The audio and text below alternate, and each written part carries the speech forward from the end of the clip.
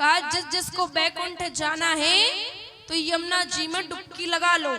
ग्वालवाल गए यमुना जी के रास्ते, बैकुंठ पहुंचे और जैसे ही वहां पहुंचे तो अब सब में भगवान को ढूंढने लगे।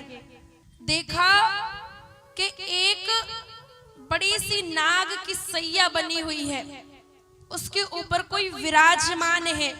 दूर से जब इस दृश्य को देखा तो ग्वालवाल आपस में चर्चा करने लगे कि हो ना हो ये हमारा कन्हैया ही है। अब किसी को देखा, किससे पूछे, हमें वहां तक जाना है। तो देख करके राम राम कही, लेकिन बैकुंठ में इशारा कर दिया कि शांत रहो, मौन रहो। अब ग्वालवाल कहने लगे ये कैसा बैकुंठ है, यहाँ तो कोई किसी से राम राम नहीं करता।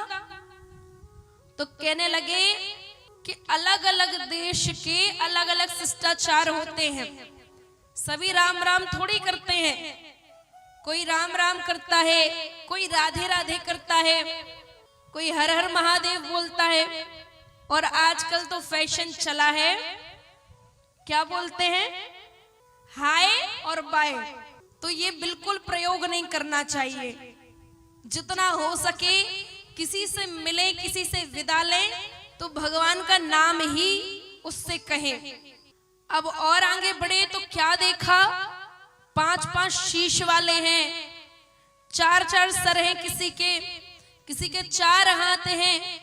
इस दृश्य को देख करके बेचारे ग्वालवाल बड़े परेशान कि यहाँ कोई किसी से बात भी नहीं करता, और अभी तक तो हमने सुना था कि 4 सर होते हैं, 5 सर होते हैं, आज देख भी लिया।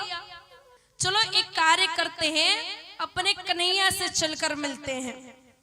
अब जैसे ही देखा भगवान को तो उनके समीप जाने लगे, और जब भगवान के समीप जाने लगे तो वहां जो सेवक थे उन्होंने रोक दिया। कहा देखो जो भी पूजन पाठ करना है सब यहाँ दूर से कर लो, वहां समीप नहीं जा सकते हो। अब ग्वाल वालों ने सोचा कैसा बैकुंठ है जहां भगवान से मिल नहीं सकते, उनसे बात नहीं कर सकते, उनके समीप नहीं जा सकते। अब ग्वालवाल कहने लगे बहुत देख लिया बैकुंठ। अब तो भगवान को याद करके कहने लगे कन्हैया मुझे वापस बुला ले। अब भगवान ने वापस बुला लिया। यमुना जी के पास भगवान एक वृक्ष के नीचे बैठे हुए हैं। जैसे ही ग्वालवाल बाहर आए तो उन्होंने भगवान को घेर लिया और कहा देख कन्हैया हमने खूब देख लिया तेरा बैकुंठ।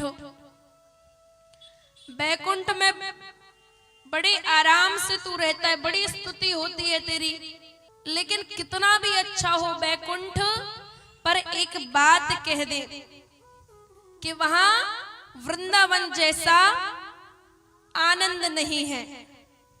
वृंदावन में हम तेरे साथ रह सके, तुझसे बात कर सके, तेरे साथ भोजन पा सके, खेल सके, बैकुंठ से तो लाख गुना अच्छा हमारा वृंदावन है।